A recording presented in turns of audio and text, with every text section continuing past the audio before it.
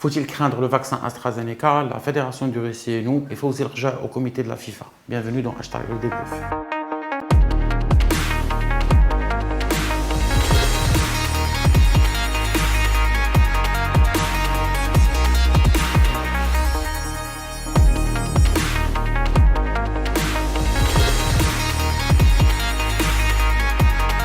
Nouveau concernant la campagne de vaccination au Maroc, le Royaume avance bien. 4 millions de Marocains ont déjà reçu leur première dose. Des questions restent cependant posées.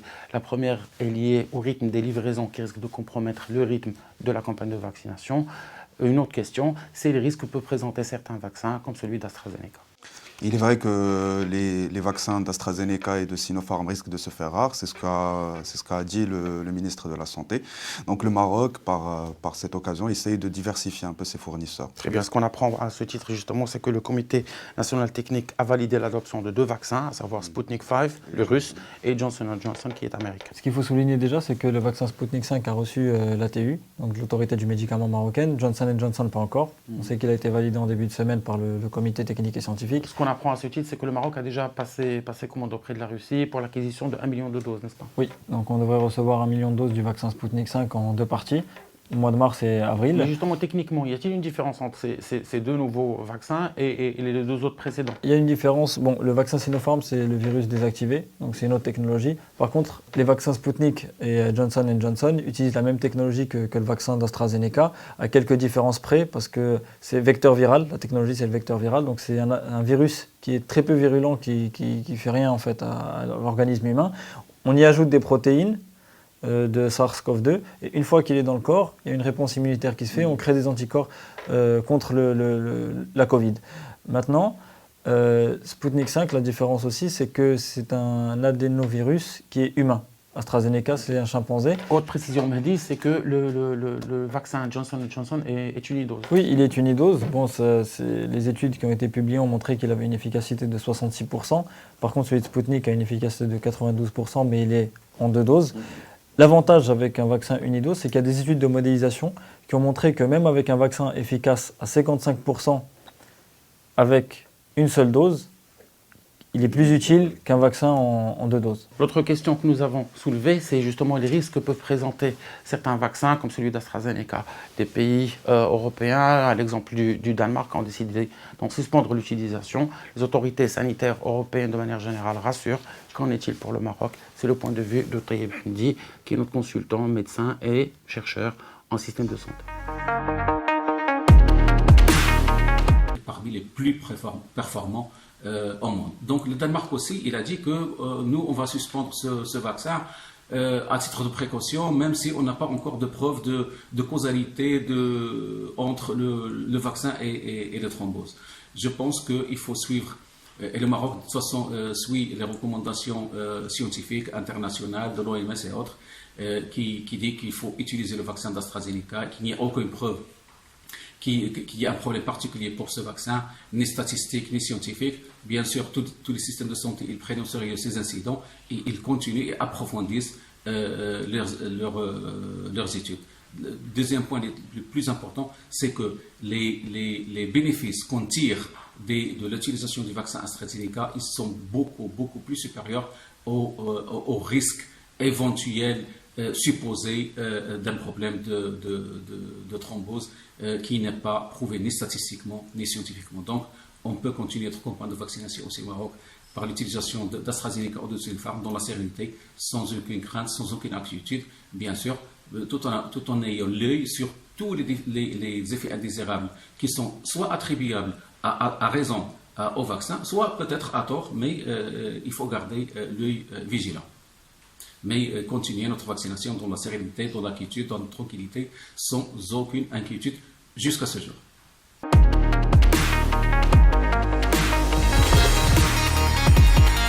Parlons de nouvelles alternatives que le Maroc est en train de prospecter et des pays sur lesquels il peut compter.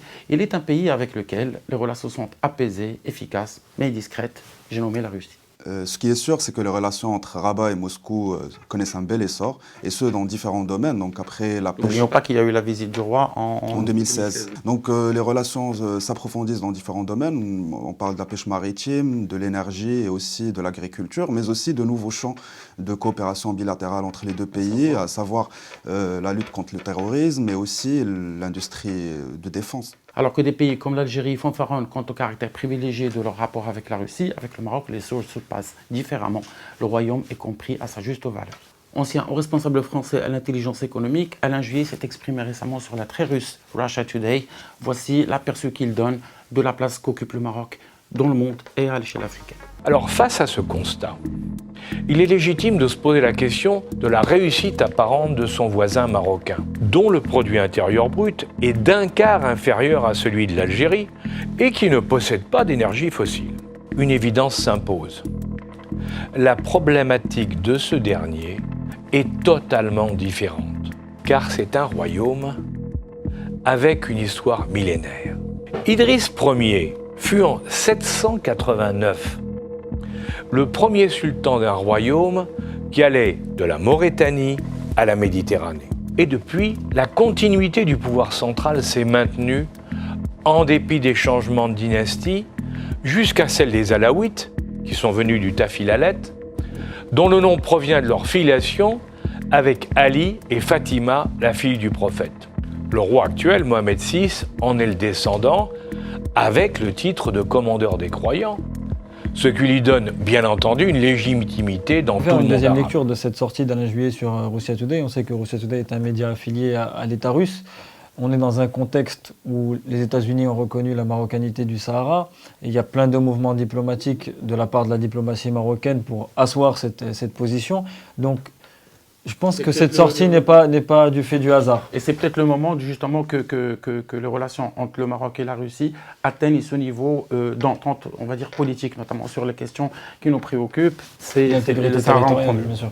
La réalité des relations entre le Maroc et la Russie et surtout leur avenir, voici le point de vue de notre consultant, Mustafa Salimi, politologue. Pour ce qui est maintenant de ce que représente chacun des pays pour l'autre, il y a du côté russe, évidemment, la volonté de diversifier ses relations dans la région et dans le monde, mais aussi de témoigner d'une volonté d'influence et de positionnement en Afrique du Nord. Je parle de toute l'Afrique du Nord, évidemment, mais aussi de toute l'Afrique.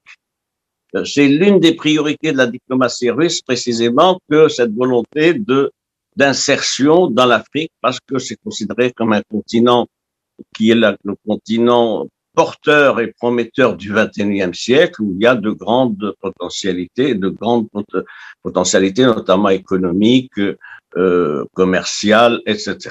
Il y a aussi la volonté de Moscou, à travers les accords signés avec le Maroc, d'avoir une ouverture vers l'océan Atlantique.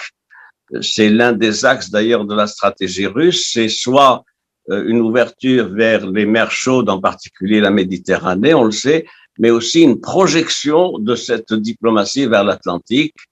Et il faut dire que les Russes, sur ce plan-là, sont intéressés par le grand programme intéressant d'Akhla.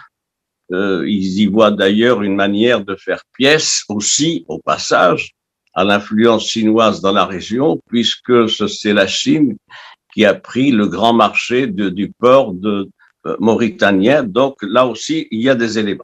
Pour ce qui est du Maroc, évidemment, c'est aussi l'expression de plusieurs positions. Un, la volonté royale de sortir du tête-à-tête privilégié que nous avions avec des pays occidentaux que vous connaissez, et une volonté aussi de diversifier la diplomatie marocaine. C'est comme ça que cette diplomatie s'est exprimée par des mesures, notamment en Amérique latine, on s'en souvient, ensuite en Asie et évidemment en Asie du Sud-Est aussi, évidemment en direction des pays d'Europe centrale et surtout de la Russie. Il y a là une volonté donc d'élargir les secteurs de notre diplomatie.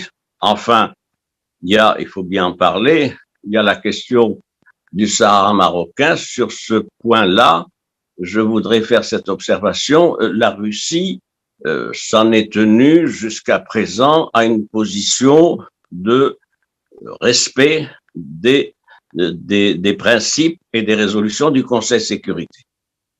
Sur ce plan-là, d'ailleurs, c'est une position qui est partagée par la Chine, les deux pays se retrouvant généralement pour voter de la même façon. Alors, il y a eu abstention le 30 octobre dernier lors de la dernière résolution du Conseil de sécurité de la Russie.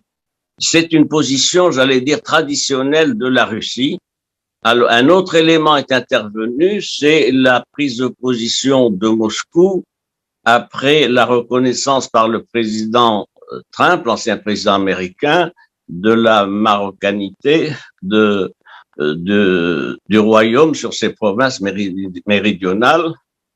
La diplomatie russe, par la voie de ministre des Affaires étrangères, a dénoncé cette reconnaissance. Elle l'a critiquée en invoquant ceci, qu'elle était contraire au droit international. Mais il faut bien préciser que cette position n'est pas une position d'hostilité à l'endroit du Maroc. C'est une position qui vise essentiellement les relations entre l'administration américaine et le Conseil de sécurité. Le gros contentieux, il est là.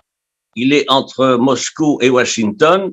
Et il se trouvait que, évidemment, c'était là pour Moscou une occasion de montrer sa mauvaise humeur. Il n'y a rien de changé dans la position de Moscou pour ce qui est du Sahara marocain, me semble-t-il. Et il y a au contraire de grandes possibilités qui s'ouvrent. Je vous signale que dans les prochains mois, aura lieu la 8e réunion de la commission mixte maroco-russe. Et qu'il y avait encore, il y a 3 mois, le ministre de l'Agriculture russe qui était là avec notre ministre des Affaires étrangères pour arrêter l'ordre du jour de cette commission. Donc, il y a la matière à se satisfaire du tissu des relations bilatérales, des intérêts communs partagés en matière économique, en matière de sécurité, en matière de lutte contre le terrorisme. Et je crois que c'est un point à relever.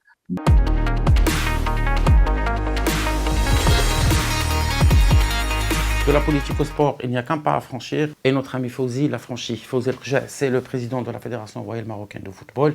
Il est accessoirement le directeur du budget au sein du ministère des Finances. Fawzi El Rja vient d'être nommé au Conseil de la FIFA. C'est une première pour le Maroc et c'était lors de l'Assemblée générale de la CAF qui s'est déroulée ce vendredi à Rabat. Donc une très belle nouvelle pour le football national. Justement, que s'est-il passé exactement lors de cette Assemblée générale? Parce que des fois on parle de la CAF, des fois on parle de la FIFA. Quelle est justement la nuance? Tout à fait, il s'agit des deux. Donc lors de cette Assemblée générale, la CAF a pu élire ses représentants au sein du Conseil de la FIFA. Donc Fawzi El Rja a remporté cette élection-là. Et aussi on a pu élire le nouveau président de la CAF qui va remplacer Ahmed Ahmed. Fawzi El Rja au comité de la FIFA, voici ce qu'il en dit. بلادنا اليوم على المستوى الافريقي تتحقق تموقعات متتاليه هذا طبيعي وراجع كما قلت دائما للسياسه الحكيمه والمتبصره اللي قام بها سيدنا الله ينصره منذ سنوات. المغرب يحظى باحترام كبير وفي المجال الكروي بطبيعه الحال تاكد مره اخرى على ان المغرب هو بلد اللقاءات والقرارات.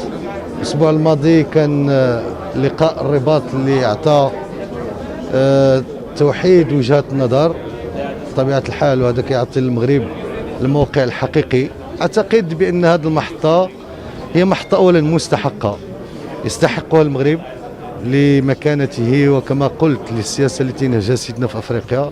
وأعتقد صادقا بأنه هي بداية مسلسل يجب أن يستمر والأجيال المقبلة إن شاء الله غادي تكون قادرة تمشي أبعد لأن المغرب يستحق أحسن.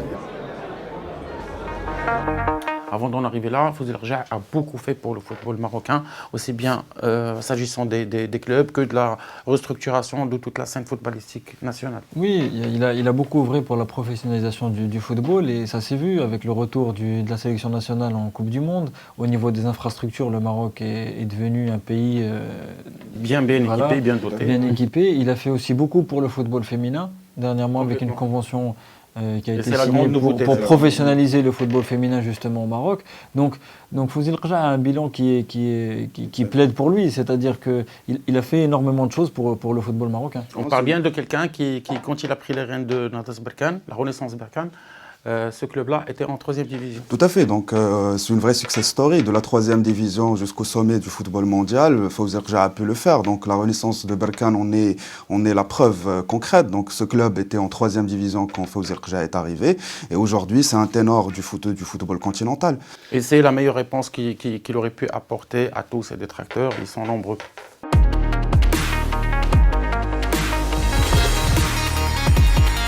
Notre émission s'achève comme toujours avec le meilleur et le pire de la semaine. Sur ce, à la semaine prochaine. كاين فين نشموا الهواء مزيان ومزيان. شكرا.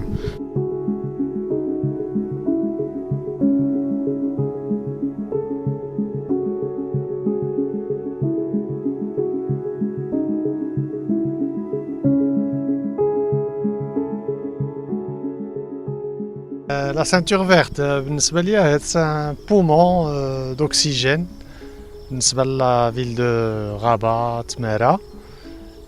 Également un espace de loisirs. Il y a eu un petit cafouillage dernièrement parce qu'on a lancé des sanitaires et des choses qui ont été démolies, on n'a pas compris pourquoi. Mais sinon, c'est quand même un grand avantage بالنسبة للرباط parce que les autres villes ne sont pas dotées de telles forêts. كنتي كتعارض بفيديو قديم على تقنين الكيف كنت كيفتي مع الوضع كون راك هاني دابا. المهم عرفت بيمن كنت محزم ولكن الانسحاب فهمناه. وديك الورقه ديال الزبده كيفاش بلانها؟ بغيت نبين لهم بانهم ما يستاهلوش نخسر عليهم حتى ورقه ديال 2 دريال هي الاخرى. واوردونونس هذاك ماشي استقاله. ياك السميات اللي فيها باينين. لا باينين غير هو بصراحه ما ندمتيش على الاستقاله. شوف السي بريغاد اللي نطولوه ونقصروه انت راك ما عرفنيش مزيان. انا فوت ليا غا الصالير واي حاجه نستقل منها وانتهى الكلام.